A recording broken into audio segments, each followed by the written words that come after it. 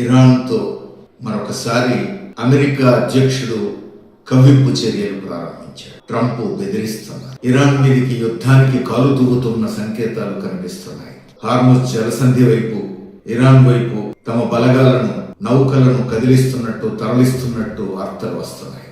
మరోవైపు ఇరాన్ ప్రభుత్వం హార్ముజ్ జలసంధిని మొదటిసారిగా మూసివేసింది. ఇప్పటి వరకు అనేక సార్లు మూసివేస్తామని హెచ్చరికలు మాత్రమే చేసింది. కానీ మొదటిసారి హార్ముజ్ జలసంధిని మూసివేసింది. హార్ముజ్ జలసంధికి చాలా ప్రాధాన్యత ఉంది. సముద్ర మార్గంలో రవాణా జరిగే చమురు, గ్యాస్ నిల్వలకు సంబంధించి ప్రపంచ వాణిజ్యంలో 20% పైగా హార్ముజ్ జలసంధి నుంచి రవాణా కావాల్సిందే. అలాంటి హార్ముజ్ జలసంధిని ఇప్పుడు ఖొమైనీ మూసివేశారు. ఎందుకు ఈ పరిణామం జరిగింది? ఎందుకు ఈ తీవ్రమైనటువంటి చర్యలకు ఇరాన్ పూనుకున్నది? ఇక్కడ మళ్ళీ అమెరికా దొందుడుకుతనం, అమెరికా సామ్రాజ్యవాదపు బరితెగింపు చర్యలు కారణమవుతున్నాయి.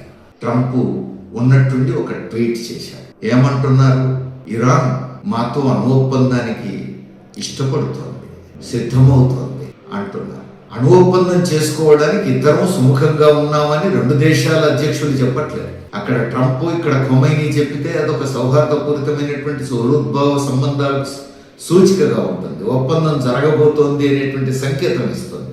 ఇక్కడ అది జరగలేదు. ఇరాన్ ఇష్టపడుతోంది మాతో ఒప్పందానికి అని ట్రంప్ ట్వీట్ చేస్తున్నారు. అంటే అణు ఒప్పందం విషయంలో అమెరికన్ సామ్రాజ్యవాదం పెట్టే ఆంక్షలకు ఇరాన్ తల ఒగ్గుతుంది అని ట్రంప్ చెప్తున్నాడు. అంటే ఇరాన్ తలొగ్గాలి, తల వంచుకోవాలి, సంతకం చేయాలి. కానీ ఇరాన్ అట్లా సంతకం చేయలేదు. ట్రంప్కు ఎదురుగాలి వచ్చింది.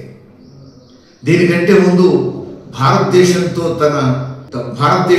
తను మోడీతో వ్యవహరించినటువంటి తీరులో తన అనుభవాన్ని, దీనికంటే ముందు భారతదేశ ప్రధాని మోడీతో తాను అనుసరించిన వైఖరి అనుభవాన్ని ఆయన గుర్తు చేసుకున్నట్టున్నారు.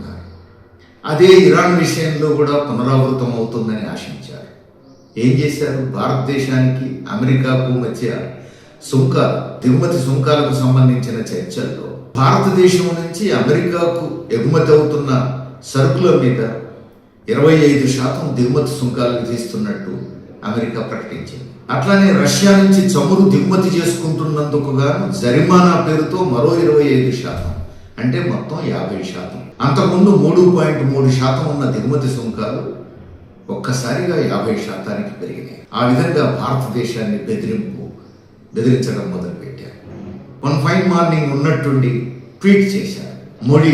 మోడీ అంటే తనకెంతో ఇష్టమని, మోడీ అమెరికాతో ఒప్పందానికి సిద్ధంగానే ఉన్నారని ఇట్లా ట్వీట్ చేశారు. త్వరలో ఒప్పందం జరగబోతోందని ట్వీట్ చేశారు. ఆ తర్వాత అమెరికా నుంచి భారతదేశానికి ఎగుమతి అయ్యే వ్యవసాయ ఉత్పత్తుల మీద దిగుమతి సుంకాలు పూర్తిగా తొలగించడానికి మోడీ అంగీకరించారని, అందుకు ప్రతిగా భారతదేశం నుంచి అమెరికాకు వచ్చే సరుకుల మీద దిగుమతి సుంకాన్ని 18% తాను తగ్గిస్తున్నట్టు ట్వీట్ చేశారు. ఇంతవరకు ఆ ఒప్పందం ఎక్కడ జరిగిందో, ఎవరు సంతకాలు చేశారో, ఆ ఒప్పందం కాగితాలు ఏమిటో ప్రపంచానికి తెలియదు.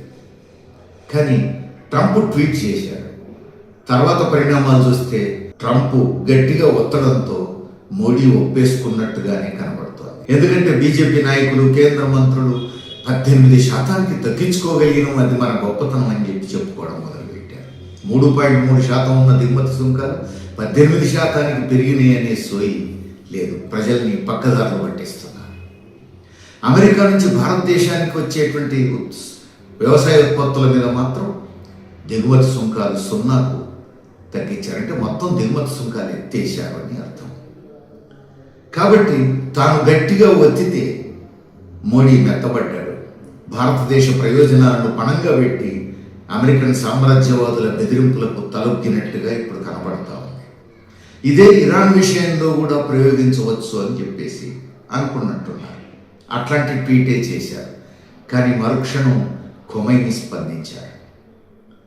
అమెరికాకు ఇరాన్కు మధ్య జరిగేటువంటి ఒప్పందం ఎలా ఉండాలో ట్రంప్ ఎట్లా నిర్ణయిస్తారు? అది ఇరు దేశాలు కూర్చొని ఒప్పందానికి రావాల్సిన విషయం.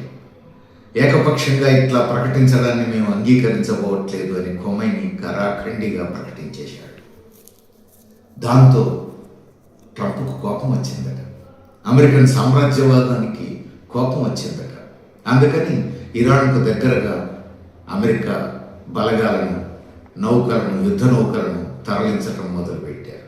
ఇది గమనించిన ఇరాన్ ప్రభుత్వం వెంటనే హార్మోజ్ జలసంధిని మూసివేసింది. ఇది మొదటిది కాదు. మనకు తెలుసు, గతంలో ఇరాక్ విషయంలో ఇరాక్లో రసాయనాయుధాలు ఉన్నాయనేటువంటి ఒక తప్పుడు ప్రచారం చేసి ఇరాక్ మీద సైనిక దాడి చేసి ఇరాక్ అధ్యక్షుడిని సద్దాం హుస్సేన్ను కాల్చి చంపేసింది అమెరికన్ సామ్రాజ్యవాదం. అంటే ఒక దేశం మీద దాడి చేసి ఒక రౌడీలాగా, వీధి రౌడీలాగా దాడి చేసి మొత్తం ధ్వంసం చేసింది. అంతా అయిపోయినా ఎక్కడ రసాయనాయుధాలు కనబడలేదు. ఇది తప్పుడు ప్రచారం అని తేలిపోయింది. ఆ తర్వాత లిబియా ప్రభుత్వం ప్రత్యామ్నాయ కరెన్సీలో వ్యాపారం చేయడం కోసం ప్రయత్నించినందుకు, డాలర్ ఆధిపత్యాన్ని అంగీకరించబోము అని చెప్పినందుకు లిబియా మీద దాడి చేసి గడాఫీని నడి రోడ్డు మీద కాల్చి చంపారు. ఎంత దారుణం! ఒక బజార్ రౌడీలాగా దాడి చేయడం మనం చూసాం. తర్వాత సిరియా మీద కూడా ఇదే పద్ధతుల్లో విధ్వంసకర దాడి అమెరికన్ సామ్రాజ్యవాదం చేసింది. నిన్నటికి నిన్న వెనిజులా మీద దాడి మనం చూసాం. మాదక ద్రవ్యాల పేరుతో వెనిజులా మీద రాత్రికి రాత్రి సైన్యాన్ని పంపి దేశ అధ్యక్షుడు మదురో భార్యను కిడ్నాప్ చేసి అమెరికాలో బంధించారు.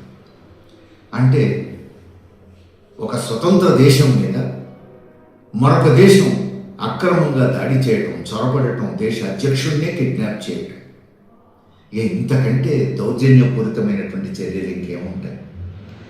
ఇప్పుడు ఇరాక్ను బెదిరిస్తున్నారు. ఇరాక్ ఒక సర్వసత్తాక దేశం, ఒక స్వతంత్ర దేశం, సార్వభౌమాధికారం కలిగిన దేశం. అదేమిటి అని అంటే అమెరికా ప్రయోజనాలకు అనుగుణంగా ఒప్పందం జరగాలి. రెండు దేశాల మధ్య ఒప్పందం అంటే ఇరు దేశాల ప్రయోజనాలకు అనుగుణంగా ఉండాలి.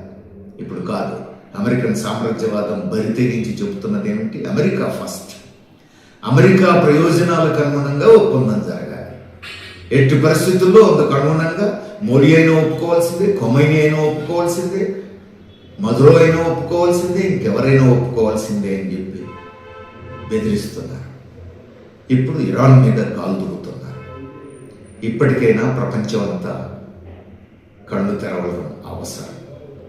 అమెరికన్ సామ్రాజ్యవాదం బరితెగించి అనేక దేశాల మీద దాడికి, పెత్తనానికి తెగబడుతున్న సమయంలో ఒక దేశం అంతరంగిక వ్యవహారాల్లో మరో దేశం వేలు పెట్టొద్దు అనేటువంటి ప్రజాస్వామ్య సూత్రాన్ని అమలు జరపాల్సిన అవసరం ఉంది. దాన్ని నిలబెట్టుకోవడం కోసం ప్రపంచ దేశాలన్నీ కదలాల్సిన అవసరం ఉంది.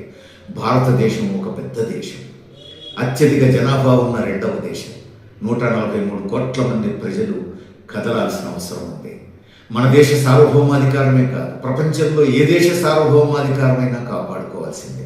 ఒక దేశ సార్వభౌమాధికారం దెబ్బతింటే మరొక దేశ సార్వభౌమాధికారానికి గ్యారెంటీ ఉండదు. ఇప్పుడు అమెరికన్ సామ్రాజ్యవాదం అమెరికా ఫస్ట్ అనేటువంటి ఒక దురహంకారపూరితమైన నినాదం ఇచ్చి అందుకు అనుగుణంగా ఒక్కొక్క దేశం మీద తన పెత్తనాన్ని బలోపేతం చేసుకునే ప్రయత్నం చేస్తోంది. అందుకే భారతదేశ ప్రజానీకం కూడా కదలాల్సిన అవసరం ఉంది. అమెరికన్ పాలకుల బరితెగింపు చర్యలను ఖండించాలి, నిలదీయాలి, ప్రపంచ శాంతిని కాపాడాలి.